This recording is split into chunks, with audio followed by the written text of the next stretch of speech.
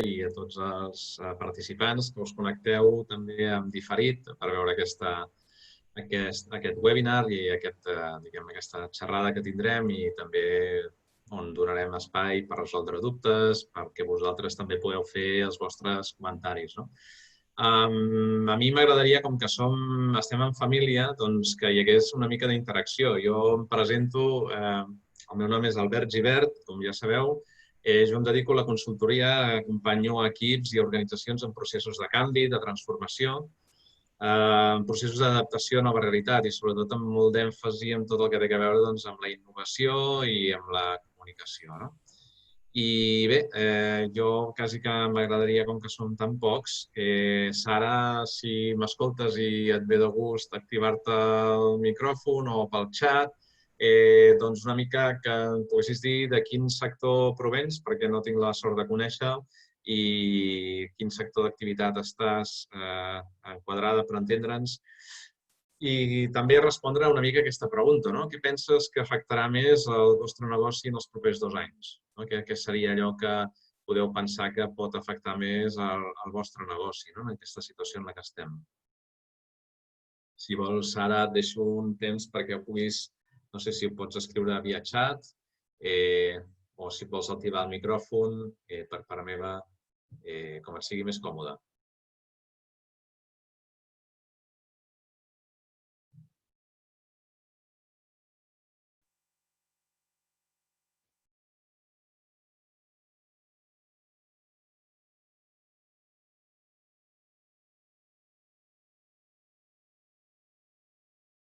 Bé, no veig que estiguis ara mateix escrivint, ni veig tampoc que t'activis el micròfon, per tant, seguirem. Era una mica per buscar i per copsar la realitat des d'on partiu ara mateix i saber i entendre una mica què és el que us pot preocupar més o què us pot, si no, ho deixarem pel final i intervindreu en aquest sentit, si voleu, per també comentar-ho al final de la sessió. Era més que res per també intentar adaptar la sessió a la vostra realitat, perquè podem posar el focus més cap a una banda, cap a l'altra, en funció també de la vostra realitat.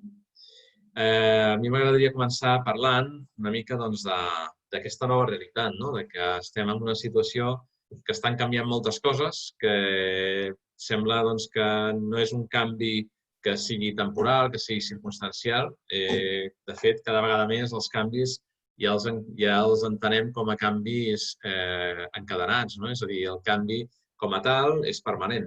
El canvi com a tal no deixa de succeir. Quan ja estem adaptant-nos a una realitat, doncs ja està canviant. I, per tant, no hem de pensar que estem fent un esforç finit, que ens hem d'adaptar a una situació, a una realitat, i que això acabarà, sinó tot el contrari. És a dir, hem de tenir aquesta capacitat d'estar, i ho anirem veient durant la sessió, d'estar permanentment connectats al que va passant, al que va canviant, quasi que intuint el que ja està canviant, el que està per venir.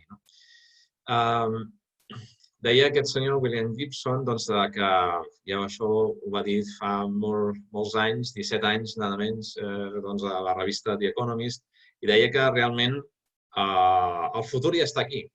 Hi ha qui està traient partit del futur, hi ha qui s'està beneficiant del futur. El que passa que no està ben distribuïda aquesta informació. Per tant, moltes vegades el que podem fer és fixar-nos molt o tenir molt clar on ens hem de fixar per poder interpretar, per poder adivinar què és el que està venint, el que està emergint i que ens pot afectar el nostre sector, el nostre negoci, el nostre comerç. És a dir, moltes de les coses que passaran demà ja estan passant, d'alguna manera, en alguns llocs, en algunes realitats, i d'alguna manera el fet que ens puguem fixar en aquests que estan prenent avantatge ens pot ajudar i ens pot facilitar la nostra realitat. Per tant, és un tema d'estar molt amatents i després en parlem també, com tenir els radars activats per tot el que pugui venir. I bé, la història recent, i no tan recent, ens demostra que es jugava a dibuixar escenaris futurs. Actualment, grans organitzacions, estats, concretament l'estat francès, per exemple, contracta escriptors de ciència-ficció per dissenyar i definir escenaris probables de futur. perquè molt del que ens sembla ridícul o poc probable que passi avui acabarà passant. I, per exemple, l'any 71, fa ja 50 anys gairebé, es parlava en un informe confidencial, desclassificat de l'Institut for the Future dels Estats Units, que deia, un institut que es dedica a estudiar tendències i coses que poden passar en el futur, que realment hi haurien transaccions online i que hi haurien grans comerços, com pot ser Amazon, dedicats a això. O també que hi hauria connexió entre persones, entre autònoms, entre prestadors de serveis, per fer feines concretes, puntuals, no? I això ja existeix. O que també hi hauria galeries de pel·lícules, de sèries, de vídeos de televisió, sota demanda, i tot això ja tenim exemples claríssims amb Netflix i altres, HBO, etc. Doncs tot això que semblava tan absurd i tan de ciència-ficció en el passat, avui és una realitat. I si ens anem a la literatura clàssica, també veurem exemples de Jules Verne i de més. Però per això, en aquest sentit, hem de pensar que el que pot semblar gros absurd de cara al futur pot ser que sigui realment el que acabi passant. I realment és així, no? Aquest altre autor que parla d'això, que qualsevol definició que fem sobre la nostra realitat futura ha de semblar fins i tot un pèl ridícula. És a dir, hauria de significar com què dius, això no pot passar. I realment una mica és així. Per tant, quan parlem de futur i quan parlem d'un escenari d'incertesa, en gran part ens hem de posicionar i ens hem d'obrir la ment de pensar que, igual que segurament era poc previsible fa 6 mesos que estiguéssim en la situació que estem avui en dia en termes de tot això que ens ha afectat tant, d'aquesta situació de Covid, pensar que, igual que fa 6-7 mesos o un any, ningú de nosaltres intuïa que podria passar una situació com aquesta, possiblement tampoc som capaços d'intuir una situació que es pugui donar i, per què no, en sentit contrari, que sigui totalment positiva, que sigui totalment atractiva per nosaltres, en aquest cas com a vosaltres com a comerciants. Per tant, amb aquest escenari hem de treballar. Una icona com els taxis de Nova York, aquests taxis grocs, doncs bé, aquesta diapositiva ja té un temps i jo diria que les previsions són que entre 3 i 4 anys hi hagi més conductors Uber que taxis grocs a la ciutat de Nova York. Vol dir que tot està canviant. Els icones clàssics de tota la vida, que ens han acompanyat des de les pel·lícules a la realitat o quan algú ha tingut la possibilitat de viatjar allà, doncs tot això pot quedar en suspens per una nova realitat. O podem veure també diferents realitats, com poden ser estants publicitaris que s'adapten. Quan hi ha una persona que fuma, automàticament detecta que hi ha un fumador i hi ha una persona que tos i que hi ha una recomanació per anar a la farmàcia, per exemple. O podria ser una altra persona que detecta que té calor i li estan ofertant un ventilador o un aparell d'aire condicionat, o, en sentit contrari, podrien detectar amb uns sensors que hi hagués que la persona que passa per allà té sensació de fred i li recomanaria que visités una botiga on venen jerseis de llana, per exemple. És a dir, tot això està passant, tot això ja passa, tot això és real. Potser no ho tenim davant de casa, però aquesta tecnologia corre molt ràpid i quan una cosa ja és possible i es pot comercialitzar, és qüestió de temps que arribi a casa nostra. Per tant, ara que tot això ens sembla gairebé de pel·lícula, doncs hi ha moltes coses que avui en dia fem, com pagar amb el mòbil, com fer molts tipus de transaccions, com molts tipus d'accions comercials que fa 2, 3, 4, 5 anys ens pensaven que no faríem fins aquí molts anys i els estem fent. I també aquestes situacions com la que ens trobem ara acceleren molt aquests canvis. És a dir, igual que, per exemple, en termes farmacèutics, per desenvolupar una vacuna en condicions normals trigaria 10 anys, estan parlant que per desenvolupar i autoritzar una vacuna en aquestes condicions potser es triga un any i mig o un. I això vol dir que tot s'accelera. I, per tant, quan hi ha aquesta necessitat de connectar amb els consumidors, amb els clients, també tot s'accelera. I els canvis, tecnologies que ja són possibles avui en dia, doncs segurament ens arribaran els propers mesos en forma de realitats, de canals de pagament, de mitjans d'oferta productes i serveis, de mitjans de connectar diferents plataformes de clients o de compartir clients, etc. Perquè estem també en aquest model mental de que els nostres clients són els nostres clients i només mirem els nostres clients. Però si jo tinc una fruiteria i l'altra persona té una xarcuteria, doncs potser pot resultar superinteressant compartir clients, perquè els nostres productes no es fan mal, per dir-ho d'alguna manera, són productes complementaris i tots en podem sortir guanyant a partir d'oferir un millor servei, una millor proposta de valor, a partir d'unir-nos, a partir de conèixer millor els nostres clients i tot això al final ens aportaria molt valor. I ja us anticipo ara que és una de les maneres, la informació que tinguem dels nostres clients és una de les maneres per mi més rellevants que hi ha de competir amb gegants com Amazon, que estan pràcticament ocupant la gran part de les transaccions comercials que s'estan fent els darrers mesos. Per tant, en aquest escenari canviant, a vegades també hi ha moltes coses que ens semblen supernoves, superactuals, com els patinets elèctrics, i podem veure una foto de fa més de 100 anys que ja hi havia, era un concepte que ja existia. Han trigat 100 anys a tornar a veure patinets elèctrics pels carrers.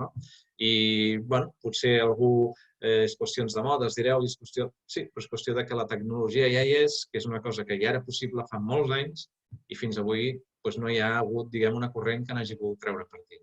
I és que sempre per davant, sempre quan hi ha canvis, quan hi ha situacions d'evolució, de transformació, la tecnologia sempre va per davant, perquè hi ha un munt de talent al món, hi ha un munt d'investigadors al món, hi ha un munt de centres d'investigació al món, molts. La Xina, per exemple, crec que té 3.000 milions de metres quadrats destinats a espais d'innovació. I això és un disbarat, gairebé, no? Però és així, vull dir que de canvis tecnològics se'n produeixen cada dia. Cada dia s'estan validant noves possibilitats tecnològiques, cada dia s'estan validant noves maneres de fer, nous processos que tenen a veure amb la tecnologia, nous productes que tenen a veure amb la tecnologia. Per tant, noves possibilitats d'adaptar les realitats de cada un, la que sigui, per intentar donar un millor servei, arribar millor als nostres clients, etc. Després venen els canvis socials. És a dir, primer tenim allò que ens permet fer-ho i després tenim la gent que s'adhereix o no a aquestes tecnologies.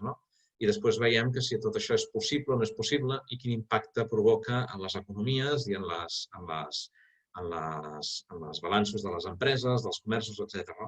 I finalment la normativa que s'adapta a tot això. Hem vist recentment aquests temes d'Ubers i Cabifys aquí molt a prop de casa nostra. Per tant, sempre la tecnologia va per davant i la tecnologia avui ja permet moltes coses que encara no han arribat a la societat, que encara no hi ha ningú que n'estigui traient partit econòmic, però que arribaran. Arribaran, perquè la tecnologia ja dona moltes solucions a moltes coses. Per tant, estem en un entorn que estan venint coses molt diverses. I bé, el primer que ve és la convivència de dos sistemes operatius en els comerços i en les empreses, des d'explotar el negoci i explorar, com diu l'Alfons Cornella en el seu llibre, explotar el negoci, vol dir fer rotllar el negoci com sempre fem, però, a més, al mateix temps, un altre sistema operatiu que és el d'innovació, el d'explorar com ho puc fer d'una altra manera, com ho podré fer demà. Tot això, les solucions de tractament de bases de dades de clients amb intel·ligència artificial, l'arribada de la ciència a les empreses fora de l'àmbit acadèmic, universitari, centres d'investigació. Veure que també no tot és coneixement, que moltes vegades són habilitats, i habilitats en el comerç i en el petit comerç estan molt desenvolupades i en aquest sentit jo crec que és una llança molt important al vostre favor. És què podem fer en aquest sentit que ja tenim i com ho podem desenvolupar. També la transformació, i això en parlaré una mica al final com a punt fort de què podem fer en aquesta situació, constituir-nos com a comunitat d'aprenentatge, quasi com un ecosistema d'innovació i d'aprenentatge, quasi com una evolució del que avui som a nivell individual, més enllà de l'associacionisme que pugui haver-hi de comerç i de comerciants, però més enllà d'això, què podem fer com a comunitat, com a ecosistema, per integrar clients, usuaris, comerciants, no clients, institucions, què podem fer per canviar tot això? També és una època que apareixen temes superestranys, en temes de tecnologia, dels submarins supersònics, aspectes d'economia compartida, la indústria 3D, i veure que tant és així, que cada vegada moltes coses estem molt a prop, però moltes coses també estem molt lluny.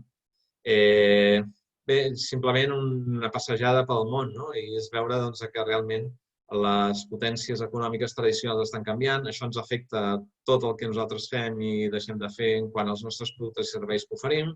Tot això té una transcendència important. També la manera en com ens relacionem amb els espais de treball, de pensar, i ara n'hem vist un clar exemple amb el teletreball aquests últims mesos, de pensar que la gent realment s'ubicava en un lloc, en un espai físic, en una organització, en una empresa, i que ara tot això pot ser un espai compartit i estem molt del que té a veure amb el comerç, té a veure ja no amb el tenir, i per tant no pagar per comprar, sinó moltes vegades amb el pagar per gaudir, per disfrutar-ho, no per tenir, sinó per usar, el pagar per usar, no per tenir, perquè si jo m'he de posar un traje, només me l'he de posar un dia, doncs potser que, no sé, que hi hagi una comunitat que tingui trajes i jo aquell traje el pago per l'ús que em faig. I és el que passa exactament el mateix amb el compartir cotxe. I veiem que aquí, això és una data de 2016, ja té 4 anys, aquest informe, o 3 anys i mig, però veiem com augmenta exponencialment el nombre d'usuaris de car sharing, de compartir cotxe. És a dir, ja no compro cotxe, perquè jo el cotxe el necessito 2 cops o 5 cops al mes. Doncs què faig? O 2 cops a la setmana. Doncs el que faig és compartir un cotxe amb una comunitat d'usuaris que tenim un estoc de cotxes i que paguem una quantitat fixa o variable en funció de l'ús que en fem i m'estalvio tot el cost associat a tenir la propietat d'un cotxe, per exemple. Però això està passant amb cotxes i està passant ja i passarà cada vegada més amb tot. Amb tot el que són béns, productes, serveis de tot tipus, hi haurà una realitat de compartir i d'usar més que de tenir la propietat. En aquest sentit, és important entendre tot això i veure que també tots els canvis que s'estan produint cada vegada més d'una manera més ràpida. Si veiem aquí els anys que s'han trigat a tenir un 25% de la població americana, els anys que han hagut de passar per tenir aquest bé o aquest servei, doncs veurem que l'electricitat gairebé va trigar 50 anys a arribar al 25% de les llars americanes. Fa molts anys, no? La televisió va trigar uns 25 anys a arribar al 25% de les llars americanes. Internet va trigar menys de 5 anys a arribar al 5% de les llars americanes. Vol dir que ja tot el que vingui a partir d'ara té una capacitat de tenir seguidors i de tenir consumidors molt important. Per tant, ens hem d'estar adaptant a tot això. I també la capacitat d'adaptació al consumidor final, inclús de la producció industrial. I això està començant a passar ja, i estava llegint un article no fa gaires, la setmana passada, fa pocs dies, que parlava justament d'això, de com els hàbits de consum estan portant fins i tot a fabricants i distribuïdors a copsar la necessitat del client, què és el que vol, com vol aquell jersei, de quina manera, i fabricar-lo a mida per aquella persona. És a dir, i això d'alguna manera que estava passant primer només en l'àmbit industrial, està començant ja a passar en l'àmbit de consum i en l'àmbit del petit comerç. Per tant, bé, aquesta és la realitat en la que ens trobem, en un món que dona moltes possibilitats, però també un món que està canviant molt i que, com hem comentat, com us deia al principi, aquest canvi és permanent.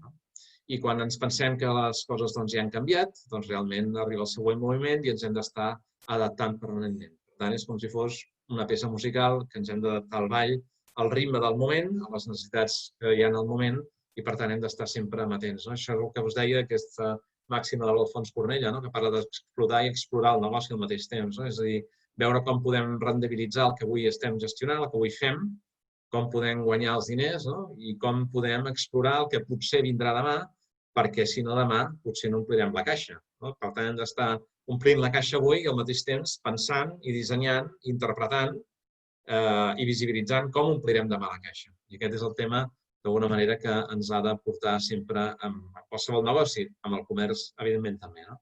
Per tant, per anar-nos en aquesta part de l'exploració, això no es fa d'una altra manera que poder-nos plantejar, qüestionar coses constantment. I això moltes vegades passa no per qüestionar-nos-ho només nosaltres, sinó també per qüestionar-nos-ho o qüestionar-nos-ho d'acord amb els nostres clients. Perquè al final les seves necessitats són les que ens donaran a nosaltres el punt, l'enfoc que hem de tenir per poder-los oferir solucions. També està clar que quan volem fer coses no ho encertarem mai a la primera o és molt difícil que ho encertem. I això ens pot fer també moltes vegades pensar que no ho estem encarant bé, que no estem ben encaminats i bé, tampoc es tracta d'això, es tracta d'entendre que per aconseguir una solució a una necessitat o a sortir d'un problema que podem tenir en el nostre negoci, en el nostre comerç, no ens caldrà moltes vegades només un possible intent, sinó que ens en caldran molts. En aquest sentit, hi ha molts invents i molts avenços que s'han donat després de 1.000, 2.000, 3.000 intents. I nosaltres a vegades caiem en la tentació, en l'errada de pensar que amb 10 intents, amb 5 intents, amb 15 intents, doncs podem dir allò que ja ho he provat de totes maneres i no me n'he sortit i només ho he provat 5, 10, 15, 20 vegades. I potser hi ha moltíssimes maneres de provar-ho. Parlant una mica de com gestionem la incertesa. Fins ara parlàvem del canvi, parlem una mica de què és això de la incertesa i com ens afecta a les nostres vides. I al final, per mi la incertesa és com estar en el present, però mirant en el futur, però no mirant molt enllà del futur perquè no sabem què passarà i és com això d'aquesta nau espacial que està intentant sortejar contínuament un camp d'asteroides. I és com gestionar un negoci, gestionar una activitat econòmica, la que sigui avui en dia és això, és estar pilotant al mateix temps, però també esquivant tot això que ens ve i estan en el present. I això és allò del món VUCA, ja conegut, aquest món volàtil, incert, complex i ambigu. I volàtil perquè, com us deia, per mi tots els canvis són constants, tot passa a una gran velocitat, les coses es mouen els usuaris, es mouen els gustos, es mouen les tendències, es mouen els processos de distribució, les condicions que ens posen els fabricants, els distribuïdors, es mou tot i en totes les direccions. Això té un impacte immediat amb el que nosaltres fem, la manera que tenim nosaltres de relacionar-nos amb els nostres clients i, per tant, les realitats realment duren molt poc. És a dir, cada vegada menys allò que fem i de la manera que ho fem tindrà prevalència o tindrà permanència en el temps. És a dir, que ens hem d'acostumar també a viure molt amb aquesta sensació efímera de les coses i de les realitats. I els consumidors ens movem tots constantment, perquè al mateix temps que nosaltres oferim els nostres productes i serveis, també som usuaris d'altres productes i serveis i podem veure com actuem nosaltres quan estem en el rol d'usuari i de consumidor i ens servirà perfectament per entendre com es mouen els nostres clients i usuaris respecte a nosaltres quan nosaltres som els que ofertem aquests productes. Per tant, aquí hem de tenir molt clar que no podem pensar que una realitat es quedi molt temps, sinó que tot passa molt ràpid i hem d'estar, com us deia, molt fixats amb el que està venint.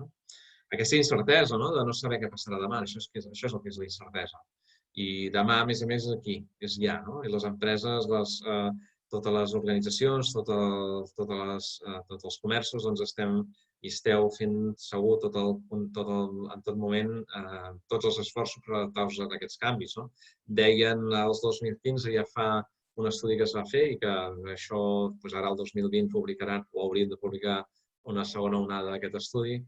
El 94% de tots els consellers delegats de les principals empreses americanes deien que les seves empreses assumirien més canvis en els 5 anys següents, és a dir, en aquest període que just acaba ara, entre 2015 i 2020, que en tota la seva història. És a dir, durant el 2015 al 2020, en el món empresarial i també en el món comercial s'han patit més canvis que en tota la història de l'activitat econòmica. Per tant, és així. Si perdem la memòria molt ràpid, però si mirem com eren les maneres de treballar i de fer i de distribuir i quins eren els nostres competidors fa 5 anys i veiem qui són els nostres competidors avui, segurament tot això ha canviat molt. També perquè estem en un entorn de complexitat, és a dir, tots volem tot. Tothom volem tenir-ho tot. Tothom volem tenir totes les comoditats, tots volem tenir la solvència de poder pagar per tot allò que volem, tots volem al mateix temps un món més sostenible i gairebé tots tenim interessos diferents, perquè jo vull guanyar i el que jo li compro també vol guanyar i el que em compra a mi també vol guanyar. Per tant, tots tenim interessos contraposats, moltes vegades diferents, i no sempre sembla que sigui fàcil acontentar a tothom. I també aquesta ambigüitat que ens dona aquesta realitat VUCA. I aquesta ambigüitat és que És cert que les dades reflecteixen que el món és un lloc millor per viure, que hi ha més riquesa, no? Però és veritat que al mateix temps hi ha molta més escassetat i l'abundància està concentrada en menys mans que abans. No? Vol dir que els rics cada vegada són més rics, els pobres cada vegada són més pobres. I al mig hi ha els que fem el que podem en funció de les circumstàncies i de la situació a cada moment. No? I, per tant, això és un fet que ens genera aquesta ambigüitat i al mateix temps també el fet d'estar hiperconnectats, que això, la tecnologia que ens permet fer tantíssimes coses que abans no podíem, no? Però al mateix temps ens costa aprofitar aquesta hiperconnexió que tenim amb el món per treure les dades, per analitzar les dades, ja posant-ho en el cas del nostre negoci, del nostre comerç, per aprofitar aquestes dades de cara al nostre negoci i dels nostres consumidors, no? I què sabem d'ells i com podríem saber més aquesta informació i què en podríem fer quan tinguéssim aquesta informació i com ens podríem adaptar a les seves necessitats. No? Vol dir que cada vegada més en aquesta realitat els camins plans, els camins sense obstacles són realment molt difícils de trobar. No? Deia aquest senyor Henry Desio, que és un estratega que va dur a Barack Obama a la Casa Blanca l'any 2008 en la seva campanya a les presidencials dels Estats Units, i és així que el canvi engendra canvi, genera canvi i l'accelera. És a dir, cada vegada més el canvi porta més canvi i cada vegada més aquest canvi passa més ràpid. No? I davant de tot això, doncs, la pregunta que ens ve seria aquesta, no? La pregunta del milió, com podem eliminar la incertesa? No? I la realitat és que no la podem eliminar.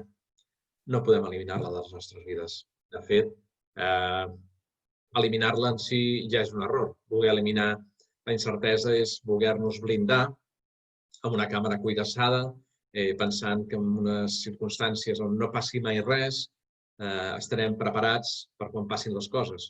I el món no funciona així.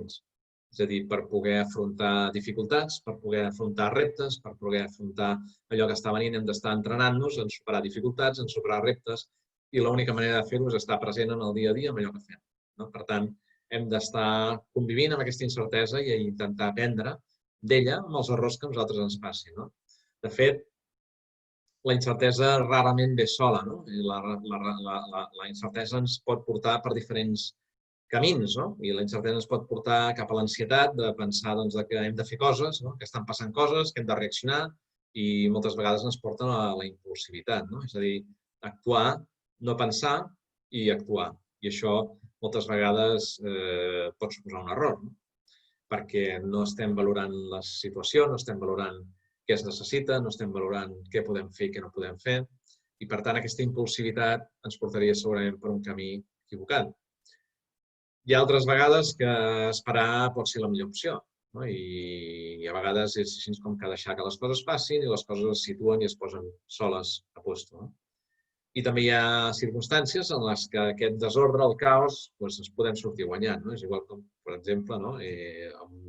El nostre sistema immunològic es pot veure doncs, activat per una grip, no? I fer que generen anticossos per això. No? Per tal de gestionar la incertesa, doncs el millor que podem fer és adaptar-nos a l'entorn i veure què està passant, quines habilitats, quines fortaleses necessito per tenir jo per poder encarar aquesta situació nova que està venint. No?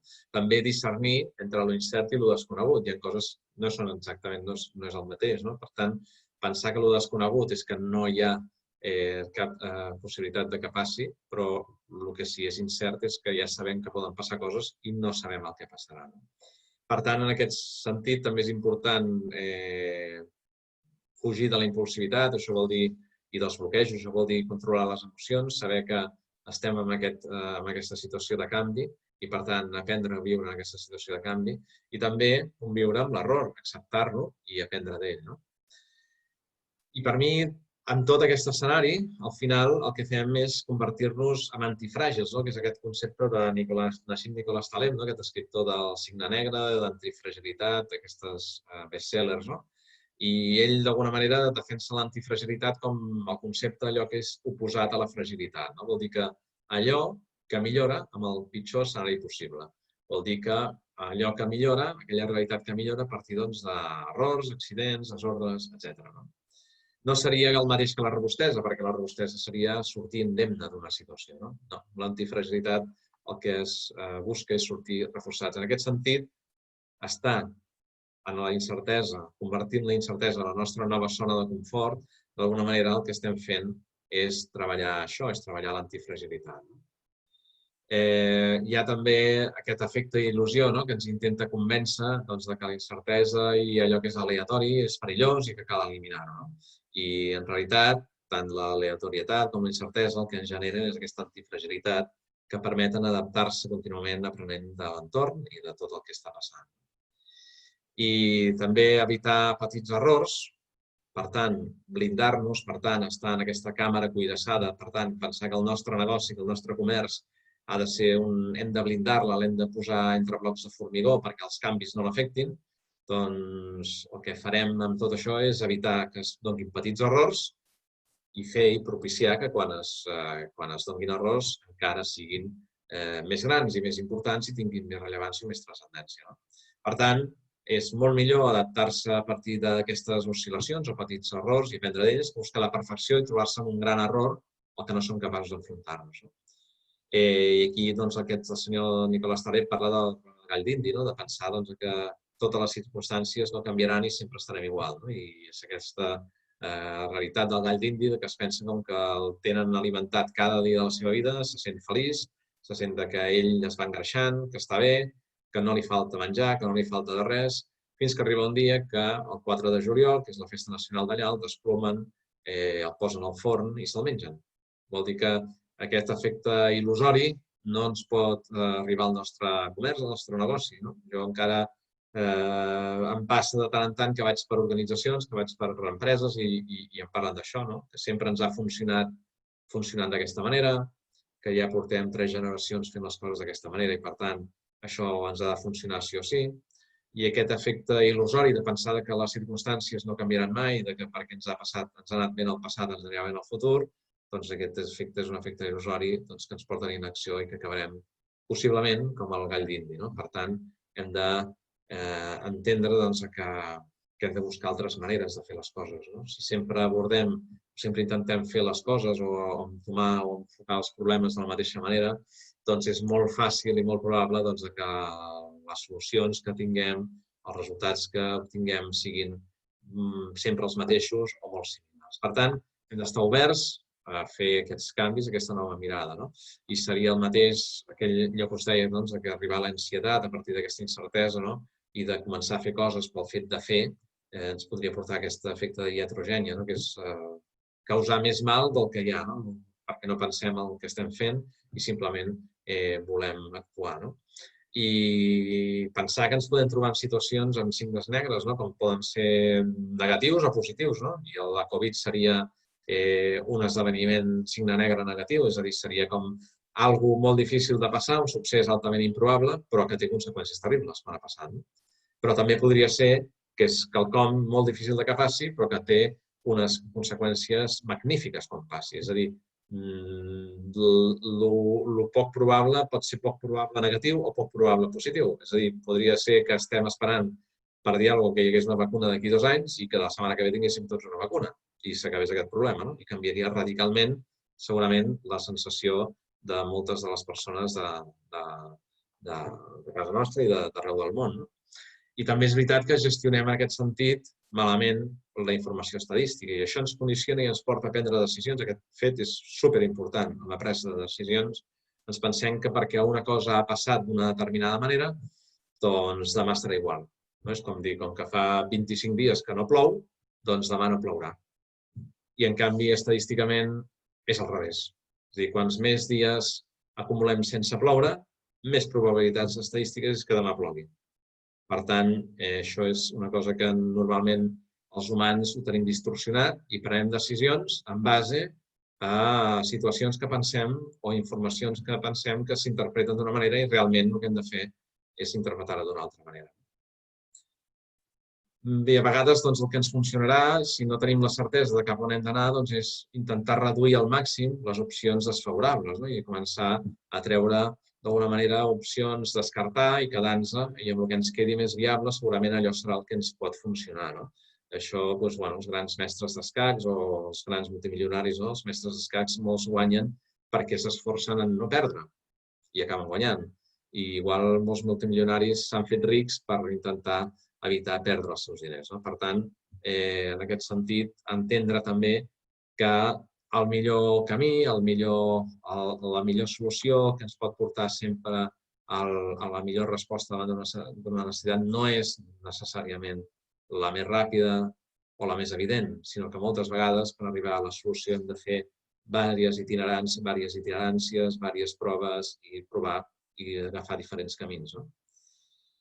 I bé, centrar-nos en aquest escenari doncs, tant de canvi com d'incertesa, podríem enfocar-nos una mica doncs, que, val, i en aquesta situació doncs, què podem fer, no? Perquè l'escenari que tenim és aquest, entenem que el món està com està, entenem com ens afecta la incertesa, què ens pot provocar aquesta incertesa, i d'alguna manera doncs, hem de veure què podem fer. No? No sé si, Sara, si ens escoltes, ho deia per si vols contestar no, en aquest sentit, la pregunta, no, ja que ets ara mateix en directe l'única participant, si podries dir no, en quina mesura et consideres que estàs oberta a noves possibilitats i a reinventar el teu comerç. No sé quin és el teu sector d'activitat. Si vols activar-te el micro i ho vols contestar, i si no pel xat, com t'estimis més. És a dir, quin seria el teu sector d'activitat, si ho dius i ho escrius, com vulguis, i del 0 al 10, com et consideres respecte a les possibilitats de reinventar el teu negoci?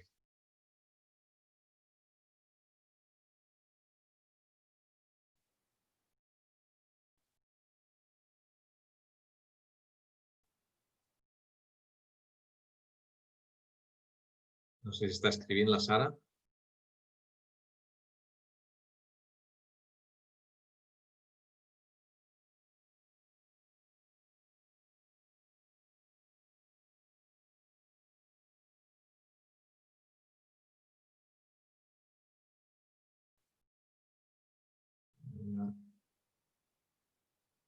Molt bé, Sara.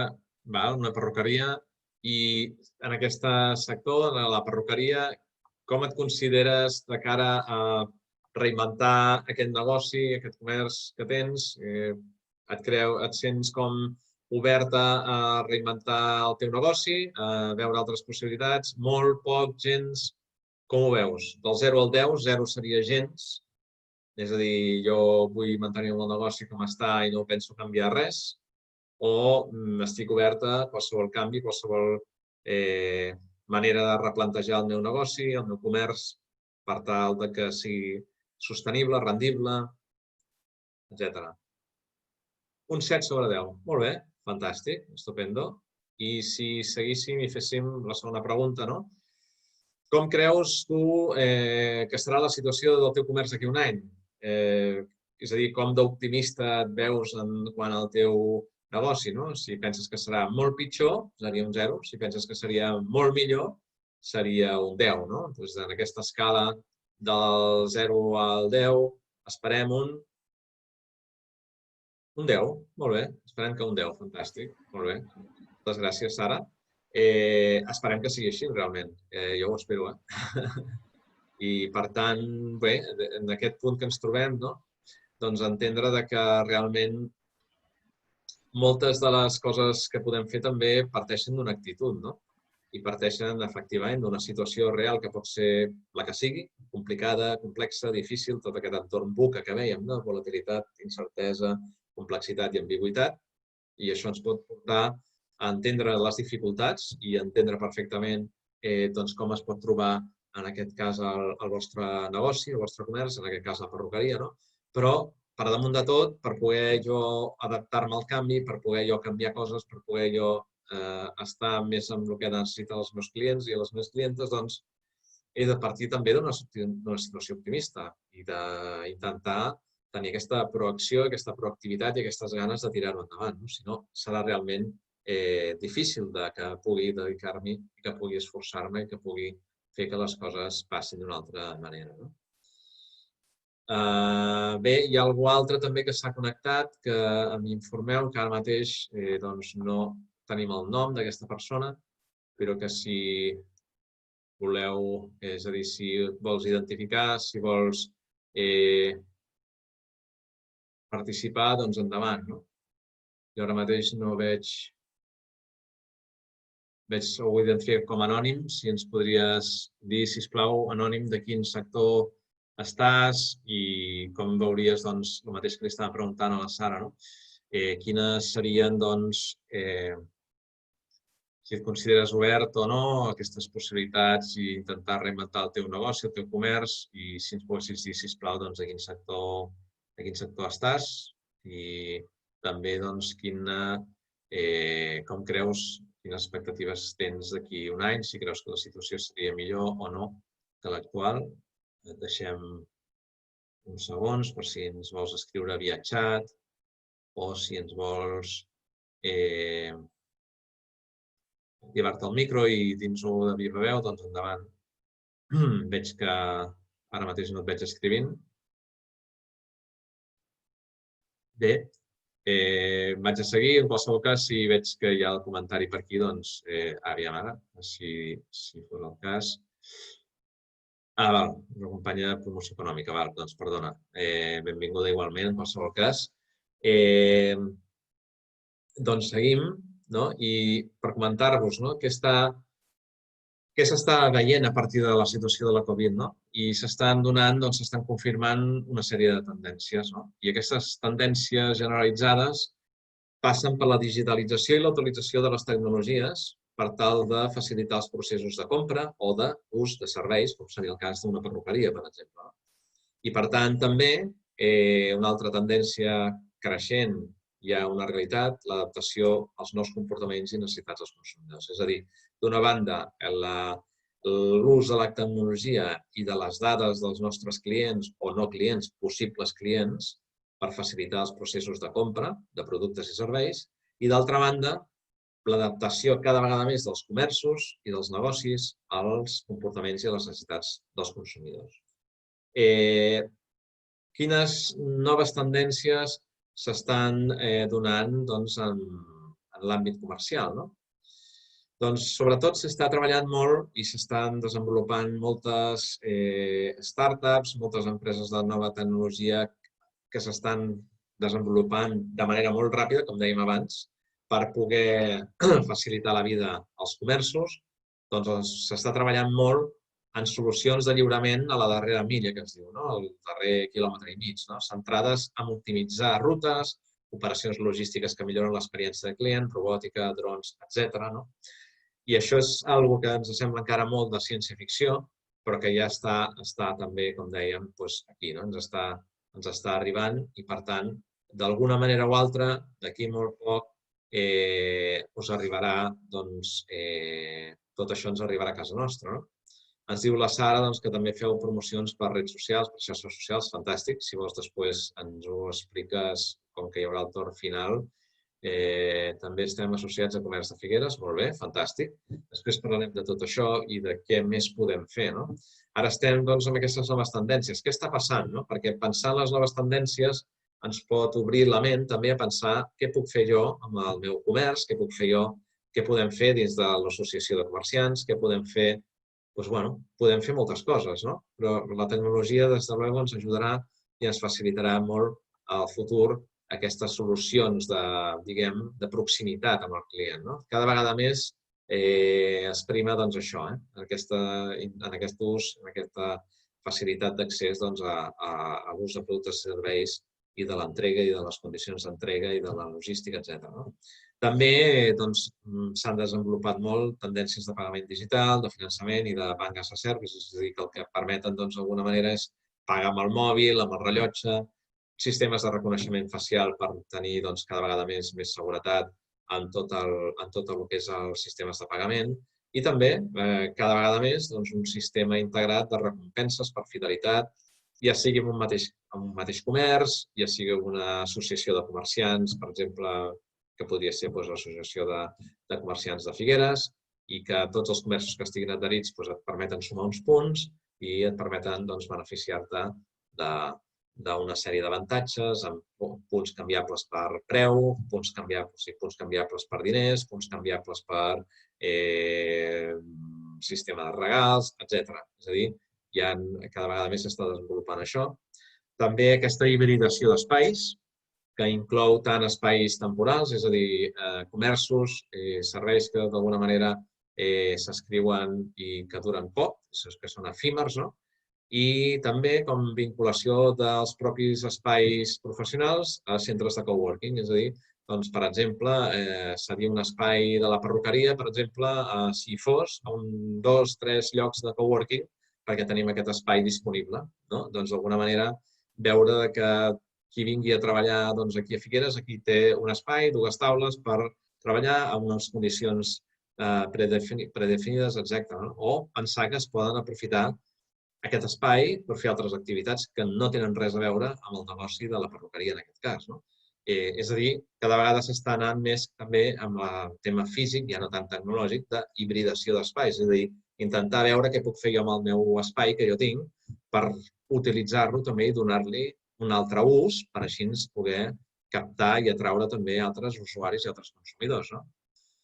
També guanya molt pes el que seria la digitalització de l'experiència i del procés de compra, és a dir, tant a la botiga com al canal online. Seria com visualitzar en 3 dimensions, en un entorn real i en temps real, per mitjà de tablets o smartphones, doncs, per exemple, com em quedaria a mi, jo tinc poc secret, no? Però com em quedaria a mi si tingués més cabell, un possible tall de cabell determinat, o com podria quedar un pentinat determinat, o un color de cabell determinat, i això cada vegada més s'està anant cap a portar l'experiència d'usuari i l'experiència de client a una simulació. I que jo ara, des d'on estic fent aquesta xerrada, tingués la possibilitat de connectar-me a la perruqueria de la Sara i veure com em quedaria a mi un tint determinat al meu cabell o un tall determinat o com em veuria sense barba o com em podria veure, etc. I això, cada vegada més, efectivament, tot això no només en perruqueria, també en botigues de roba, també en moltes i moltes coses. Per tant, cada vegada més això de portar en entorns digitals l'experiència d'ús del producte o servei guanya i cada vegada hi és més. La Sara ens diu que també tenim un WhatsApp del comerç de proximitat del comerç de la plaça Triangular. Soc la portaveu del comerç de proximitat del carrer Sant Pau i plaça Triangular. No tinc web ni botiga online i m'agradaria tenir-la. Molt bé, doncs fantàstic, ja tens una cosa també clara, que t'agradaria tenir això que no tens i això segurament t'ajudaria. Cada vegada més aquesta tecnologia, tot això que estem dient que sembla només abarcable per grans marques, cada vegada més això acabarà arribant als petits comerços i al final el desenvolupament d'aquests softwares, d'aquesta tecnologia que permet aquesta simulació no estarà només en mans de les 4 grans o de les 40 grans marques del món. Jo crec que tot això el que sí tindrà de radical aquesta transformació que ens ve en aquesta digitalització és que serà una transformació que serà molt democràtica, que arribarà, jo crec, pràcticament a tothom. I en aquest sentit, tant usuaris com els que tenim els comerços ens en beneficiarem tots.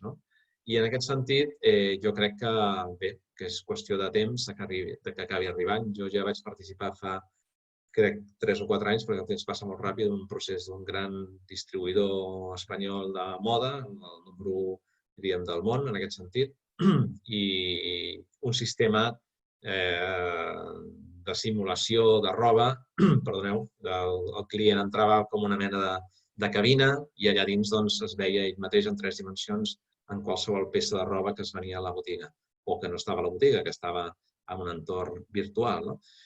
Per tant, tot això acabarà passant i tot això serà de molta informació pel fabricant, pel distribuïdor, pel comerciant, per l'usuari i tot això serà bo, en principi, per tots els que estem en aquest món. També està passant, s'està donant ja el que dèiem que passava en el sector industrial, està passant al comerç i això s'està donant ja la producció sota demanda i personalitzada amb l'ús també de les 3 dimensions, vinculant no només a una marca, sinó a diferents marques o fabricants per tal d'oferir la solució que vol el client. És a dir, si jo vaig a una botiga multimarca, doncs allà pot ser que jo digui voldria aquests pantalons d'aquesta marca, d'aquest color o d'aquest tall, voldria aquesta camisa d'aquest altre fabricant que no és el mateix dels pantalons, però en comptes d'aquest color voldria aquest altre color, o a quadros o a ratlles, i voldria aquesta sabata, però el color de la pell m'agradaria tintat o barrejat o combinat amb dos colors. No? I això, que sembla com que és molt complex i molt difícil, doncs ja està passant. I hi ha grans marques de sabatilles d'esports que això ja fa molts anys que ho fan. Nike, per exemple, ho fa, Asics crec que també ho fa i ho fan, jo crec que avui en dia ja pràcticament tots els fabricants de sabatilles. És a dir, anem cap aquí. Anem com si acabarem comprant roba potser com comprem els cotxes, no ho sé, que acabem triant el tapissat, el color de fora, els acabats i potser algun dia tot això serà possible. També és necessari, cada vegada més, hi ha aquesta tendència molt clara de que realment se respectin, hi hagi un respecte per la sostenibilitat, per l'impacte ambiental, per la gestió de les dades i per el compliment de la privacitat també en aquesta gestió de les dades. Deia l'altre dia sortia un anunci, ara no recordo quin fabricant de begudes, però és un anunci que he vist aquest cap de setmana o finals de la setmana passada, recentment, que fabricants de begudes diguem, de refrescos que han eliminat aquestes anelles de plàstic que agrupa les llaunes o les ampolles consumibles. Per què? Doncs perquè ja cada vegada més la gent va al supermercat i, cosa que no passava abans, en molts casos, avui ja està bastant sensibilitzada en tot el tema, en tot l'impacte mediambiental i, per tant, podem prendre una decisió de compra en funció del tipus d'envàs i en funció de com veiem de sostenible aquell envàs i com veiem que el fabricant o la marca és proactiva en temes de sostenibilitat i de reduir l'impacte ambiental. Per tant, tot això també ens afectarà properament i tot això ho haurem de tenir molt i molt en compte. I si ens centrem ja més concret en què podem fer, doncs intentar tenir molt clar algunes coses. És veritat que moltes de les coses que vindran no les sabem, és veritat que moltes de les coses que passaran i ens afectaran no ho sabrem fins que passi, però el que sí hem de tenir molt clar és fer-nos les preguntes sobre nosaltres i els nostres clients, i això ho hem de fer constantment. I veure què és el que està passant avui que el client ens demana o necessitaria i no li estem donant. Què és el prioritari per solucionar ara? Què és el prioritari que hauríem de fer ara? Què és allò que valora realment el meu client? O per què aquests no són clients meus? Per què els que no són clients meus no són clients meus? Perquè això possiblement ho pugui treballar. Perquè si treballant el que fa que moltes persones no siguin clients meus, potser aconseguiré que acabin sent clients meus. Potser no tots, però segurament una part. Per tant, tenir aquest objectiu de dir, fixar-nos què volem fer diferent a partir de les necessitats dels nostres clients. Però això vol dir fer-nos preguntes i a vegades fer-los preguntes als clients i preguntar què els agradaria que hi hagués a l'entorn de la perruqueria, per exemple, que no hi és, què els agradaria que poguessin trobar en aquesta experiència d'anar a la perruqueria que no tenen. Fixar-nos de qui volem aprendre, en qui ens volem fixar per, d'alguna manera, tenir com a referents. És a dir, pot ser de l'àmbit de la perruqueria, en aquest cas, a de la Sara o no, perquè jo puc fixar-me, jo puc tenir una perruqueria i fixar-me d'una empresa que distribueix fruita i que té no sé quantes botigues de fruita i verdura i com fa les coses i com s'organitza. A mi això em pot donar una idea de com puc canviar jo l'organització del meu negoci també. I coses que es fan en altres sectors em pot donar una idea també molt clara de coses que jo puc fer en el meu sector. Per tant, no només mirar què fa el meu competidor, sinó també mirar què passa amb altres comerços, amb altres sectors, amb altres àrees d'activitat econòmica que són diferents dels meus. I és veritat que algunes de les coses que ja estan passant en els últims mesos ens poden servir de brúixola, ens poden servir com d'orientació per saber què és el que hem de fer i cap on hem d'anar. El més important per mi, per començar, en qualsevol negoci, però en qualsevol aspecte també que ens movem en aquesta incertesa, és tenir molt clara la visió i el nostre propòsit. És a dir, tenir això molt clar. Saber tenir molt clar com ens posiciona, qui som pel nostre client, pel nostre usuari, qui som, com ens valora, com ens té ubicats en la seva ment, què pensa de nosaltres. És bàsic que tinguem el nostre negoci orientat a les necessitats del nostre client, que pensem què ens fa únics, què ens fa diferent, per què la gent ha de venir al nostre negoci i no el que tingui jo aquí davant de casa, per què han de venir al meu local i no al local de davant, per què ens fa únics. Com podem millorar amb el nostre compromís amb els nostres clients i usuaris, és a dir, què podem canviar, què podem millorar en aquest sentit. I entendre que també els clients que estan alineats amb el nostre propòsit són els que són més rendibles. Per tant, si som capaços de saber quin és el nostre propòsit real del nostre negoci, què és allò que volem fer, segurament tindrem una connexió molt especial amb un grup de clients que segurament seran els que al mateix temps seran els més rendibles. Per tant, d'alguna manera, tenir en compte això ens ajudarà també a millorar la rendibilitat del nostre negoci. També tenir la ment oberta i tots els radars activats en aquest sentit. Ens deia la Sara, millor tancar la botiga i fer-ho tot online amb anuncis pagant al Google o a Instagram, més personalitzat. Bé, en parlem al final, Sara, d'aquestes preguntes, ara. No seria la solució per mi, però en parlem al final. Intentar, és a dir, per mi en aquest sentit, tenir la ment molt oberta a coses que podem fer i radars activats. Per mi les solucions vindrien per lo que estem comentant ara, Sara, més aviat, i després, si vols, ho tornem a comentar. És a dir, intentar trencar barreres per veure què és allò que està venint, què és el que està canviant, no negar-ho ni resistir-nos a les evidències. És a dir, quan una cosa està passant, doncs està passant i m'hauré d'adaptar i hauré de canviar, no pensar que allò no està passant i que allò no m'afectarà. I veure, com dèiem abans, veure quins poden ser els nostres referents i què és allò que fan, no només del nostre sector, sinó també d'altres sectors, per intentar estar al dia, per veure què està passant i perquè tot canvia molt ràpid i les tecnologies i les solucions també estan oferint altres possibilitats. Bàsic també en aquesta època mantenir la comunicació amb els clients, és a dir, els comerços que estan fent més esforços en mantenir la comunicació amb els clients en aquesta època són els que els estan anant millor, els que estan tenint millors resultats. Per tant, seguir interactuant amb els clients, si no volen comprar, preguntar què necessiten, com els podem tenir informats, per quan tinguin ganes de comprar, venir a comprar. I també estructurar i organitzar el missatge, és a dir, què volem dir, com ho volem dir, on ho volem dir, en quin format. És això que deia la Sara, per exemple, fa un moment, que volia tenir la seva web, no? Doncs veure per què vull tenir la meva web, per fer què, no? Perquè la gent demani hora o perquè la gent, o jo posicionar-me davant de la gent com un expert en la meva feina, amb el que faig, per què els hi vull explicar, què és el que els vull explicar i per què vull aquesta relació amb una web, no? Per què vull aquesta web, no? Quin profit li trauré, no? També intentar introduir accions i processos que donin informació als clients, és a dir, tant en el comerç online com en el comerç físic, presencial, no? I això vol dir, per exemple, incorporar, i és una cosa que està funcionant molt i que s'estan beneficiant moltes empreses, informació de la disponibilitat del producte, perquè avui la gent, si anem a la botiga pensant que trobarem el model determinat del que sigui i arribem allà i no hi és, doncs pensar, home, ja ho haguéssiu pogut posar a la web, els que en tinguin, doncs això hi és o no hi és, no? També s'estan treballant molt amb sistemes d'autoservei o també, per exemple, amb els sistemes de pagament sense contacte que hem vist tant. També introduir canvis per esperar que la gent s'esperi, reduir al màxim. Tot això es basa en millorar l'experiència de client, d'usuari. Per tant, quan més reduïm els canvis, els temps d'espera, doncs més nivell de satisfacció tindrà la gent.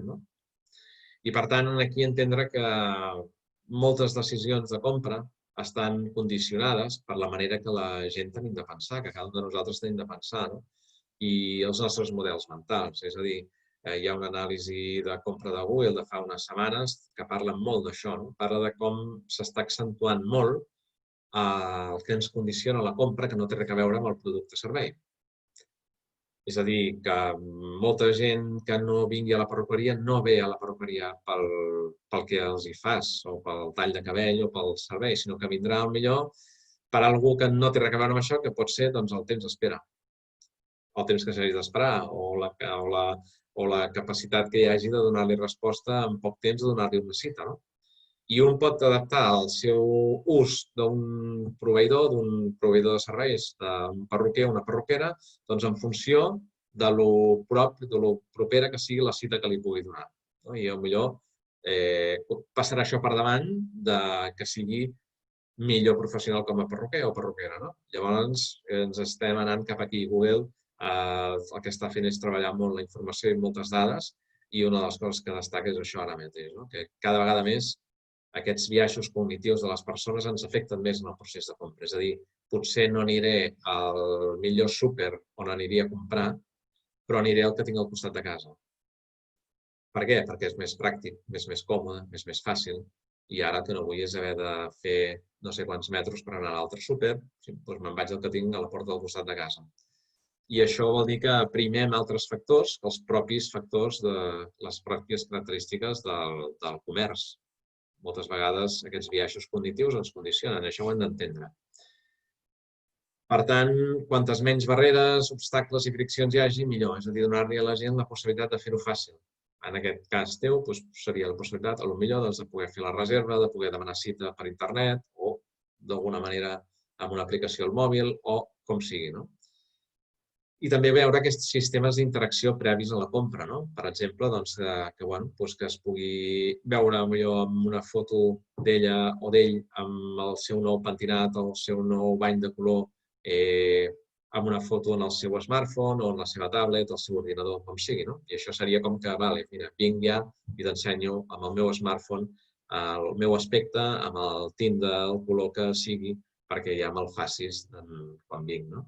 I això seria una mica aquesta experiència prèvia al venir en el comerç, al venir a la perruqueria en aquest cas, doncs ja anar d'alguna manera havent fet els deures de triar i d'haver vist com em pot quedar una cosa determinada. Aquest click and collect també seria per les botigues, de poder comprar i simplement anar a buscar o comprar a través d'un proveïdor, un distribuïdor més gran i anar a recollir el comerç que tinguem més a prop en aquest sentit, un determinat producte, d'una determinada marca, etc. I també aquesta capacitat de recomanacions intel·ligents quan no hi ha disponibilitat i de diferents opcions de recollida. És a dir, si jo vull uns pantalons texans de la marca que sigui, de la talla que sigui, del color que sigui, dels acabats que siguin, doncs bé, potser aquell model a la meva talla no hi és, però me'n poden oferir un d'alternatiu, que sí que està amb la meva talla. I són sistemes que ja abans jo d'anar a la botiga em poden dir, doncs mira, Albert, aquests pantalons que tu voldries amb aquest patró, amb aquest patronatge i amb aquest color, doncs no està disponible, però en canvi tindries disponible aquest i aquest. I seria d'alguna manera com que es van adaptant i se'n poden fer recomanacions. I com us deia, ja s'influeix cada vegada més el consum està associat a la rapidesa. I per tant, la rapidesa també no només en l'ús, sinó també en el canvi d'hàbits. Vol dir que tot canvia molt ràpid, que hi ha una acceleració ràpida de la manera de consumir, canvia radicalment, canvia dràsticament, i tots ens hi afegim molt ràpid, molt. També està canviant molt la manera en què tot allò que estaria en proves per donar servei, per donar resposta als usuaris, passen a ser una realitat. És a dir, el que dèiem abans amb les vacunes, un exemple, però posat a qualsevol camp, a qualsevol àmbit d'actuació, tot allò que estava, aquells softwares que estaven en proves i que es preveien llançar al cap d'un any, doncs en un mes i mig estan al mercat. I, per tant, es perd la por a que les coses tinguin aquest caràcter d'efímer i que, ja s'han vist, jo per Barcelona fa setmanes, fa alguns dies que hi vaig, però jo he vist ja amb alguns espais efímers que estan un mes, locals que els lloguen per un mes, els omplen de gènere i al cap ja ho avisen i estarem oberts un mes. Ja està. I d'aquí un mes estarem en un altre lloc. I això és el que d'alguna manera està canviant també, és a dir, aquesta possibilitat d'estar avui aquí i estar demà en un altre lloc. No sé si en el futur serà possible o no veure una perruqueria que avui està a Figueres aquesta setmana i la setmana que ve està en una altra població i no sé. Jo fa anys vaig parlar amb un empresari que tenia una discoteca de les més grans de Catalunya i em deia que si ell pogués li posaria rodes a la discoteca i estaria aquest mes a tal lloc, aquell altre mes a tal altre lloc, perquè ell sabia perfectament cap on es movia la gent durant determinades èpoques de l'any. Doncs això que en aquell moment semblava molt utòpic i, evidentment, en una discoteca físicament una nau, no sé si es pot moure, segur que no, però el concepte de discoteca potser es pot moure el so i les llums i el que punxa els discos i la barra de begudes, etc. Tot això es pot moure d'un lloc a l'altre avui en dia ja. Simplement és buscar que fer rendible el negoci. La discoteca no té per què ser l'espai on estàs. La discoteca pot ser que avui estigui aquí i la discoteca és el conjunt de coses que rodegen l'activitat. Hi ha uns tècnics de so, de llums, de servei de begudes, de seguretat, etc. I això avui pot estar en un lloc i demà pot estar en un altre. Per tant, tot això a cada negoci també veure com ens pot afectar i què podem canviar. I jo, per últim, faig un incís, una menció important, i en això sí que crec que des del comerç és el que es pot canviar més, i és aquesta constitució en comunitats d'aprenentatge i en aquests ecosistemes d'aprenentatge i d'innovació. És a dir, sols és molt difícil que fem coses, que puguem generar atracció, que puguem fer, realment puguem canviar molt o apropar-nos molt a canviar una realitat o adaptar-nos, millor diria, adaptar-nos molt ràpid a una realitat. Però entre tots és molt fàcil que puguem fer. Avui en dia s'estan veient coses i s'estan veient realitats tan impensables fa uns mesos i uns anys, però inclús fa uns mesos, com que dos bars poden compartir la mateixa terrassa. O dos competidors poden compartir eines o maquinària. Per què no? Perquè si hem de buscar un nou model, segurament, en molts casos, d'activitat econòmica, de definició del propi negoci. I aquest terme de la competència, és a dir, cooperar amb el competidor, suposa una mentalitat. I amb això està canviant molt també la indústria, les empreses estan buscant aliances amb els propis competidors per mirar de donar noves solucions, i ja estem veient companyies aèries que per necessitat busquen aliances amb altres companyies aèries que són competidores, però que passen a ser socis per determinats projectes.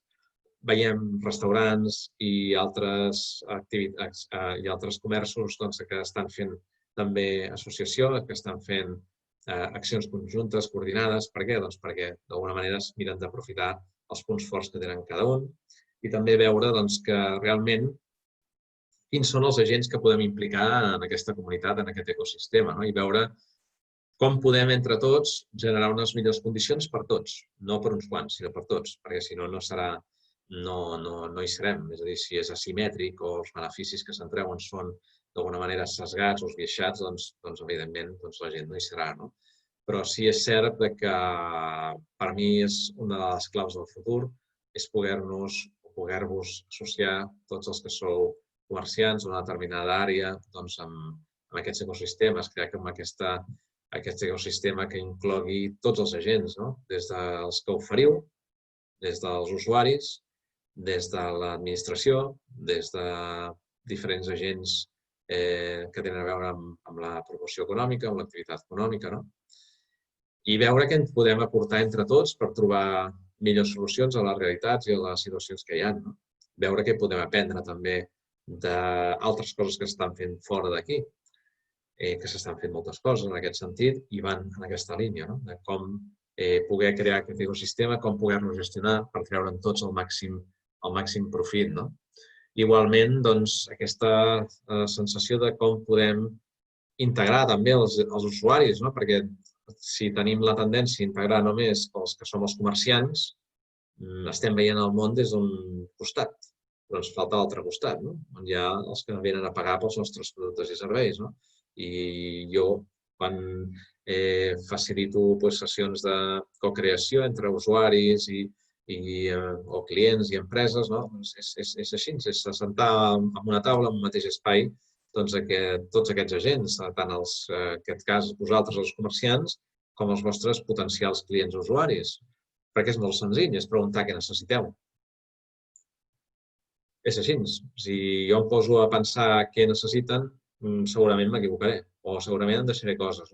Ja me'n deixaré preguntant-ho, perquè hi ha moltes coses que es necessiten que la gent no està capacitada o que pensa que pot saber que necessita. Per tant, jo crec que tot això passa per crear un espai on no només hi hagin comerciants, sinó que hi hagin comerciants, usuaris, clients.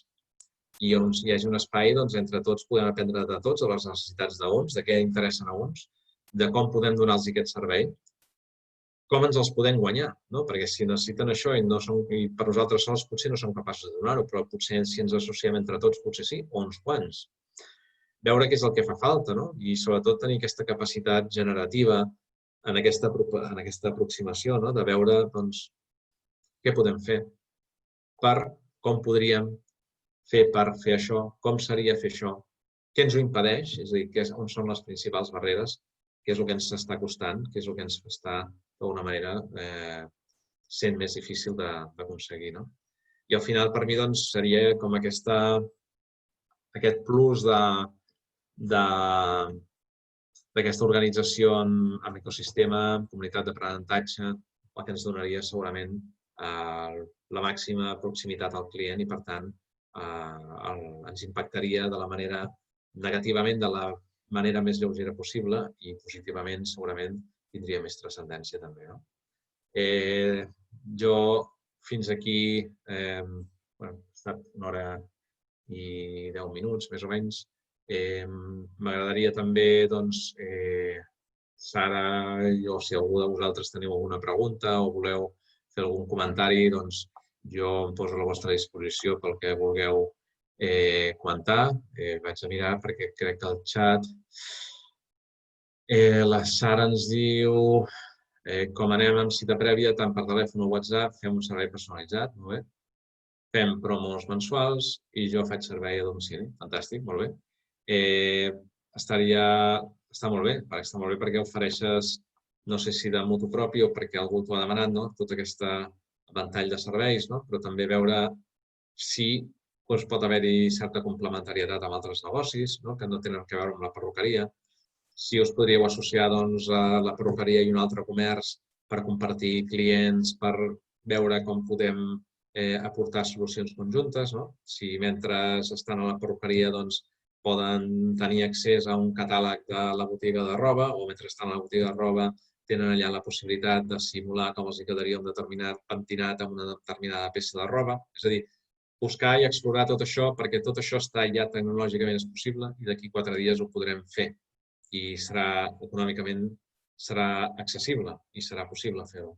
Per tant, hem de començar també, per mi, en aquest sentit, a moure'ns en aquesta direcció perquè hem de pensar que si, com a clients, usuaris, què ens agradaria, i veure a mi què m'agradaria si vaig a la botiga de roba de fer diferent o que tingués diferent, o si vaig a la perruqueria, que aquí a la perruqueria que m'estan deixant amb aquest pentinat nou, doncs ara, si em pogués provar aquest conjunt de roba, veure com em quedaria. Tot això, d'aquí poc serà molt probable. Sara, si vols activar-te el micro o per xat o vols fer algun comentari, alguna pregunta de tot això, doncs jo estic aquí encantat d'atendre.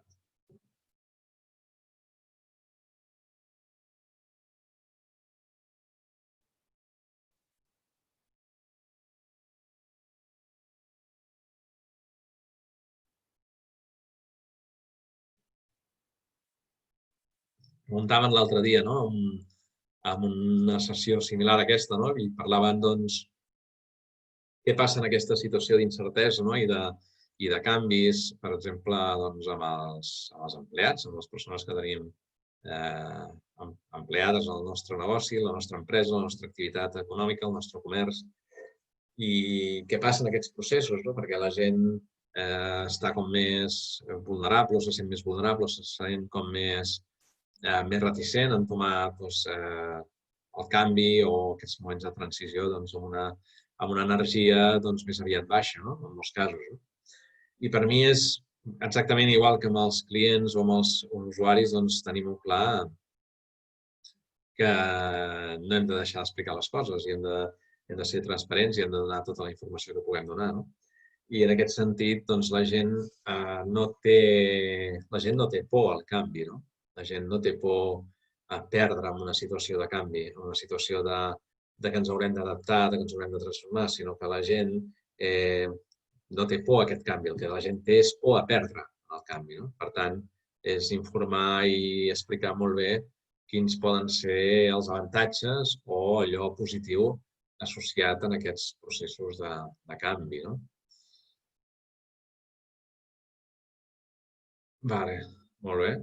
I em diu que ens passa el telèfon, no sé si l'hem de trucar, és que no sé si té algun problema per parlar, no sé ara mateix, perquè no hem sentit l'àudio. En qualsevol cas, bé, seria com veure com tot això que hem estat veient, tenir aquest punt d'aquests instants de